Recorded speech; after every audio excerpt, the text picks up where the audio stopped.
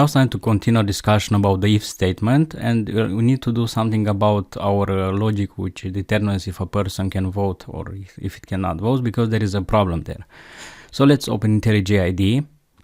Now the problem is that if I put here 19, so the person can vote, if I run this code, we get you can't vote, please come back in 1 year. That happens because here we are checking to see only if they are equal, not if the age is greater than 18. So we need to change this from an equals to operator to a greater than operator. So now if I run this,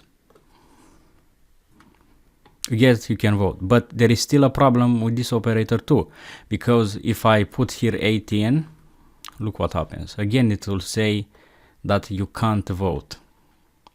Yes, you can't vote, please come back in 0 years.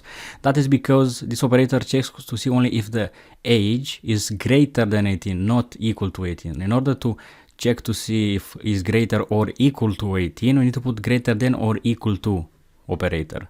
So now if you run this,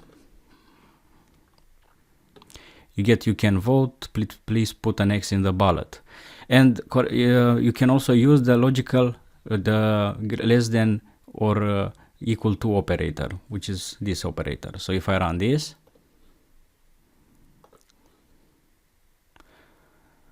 let's change this to 16. Let's run it. Get you can vote, please put an X in the ballot. All right, so this is the greater than or equal to and less than or equal to operator. Let's put greater than or equal to. Let's change to 18. All right, I will end this video here and see you in the next video.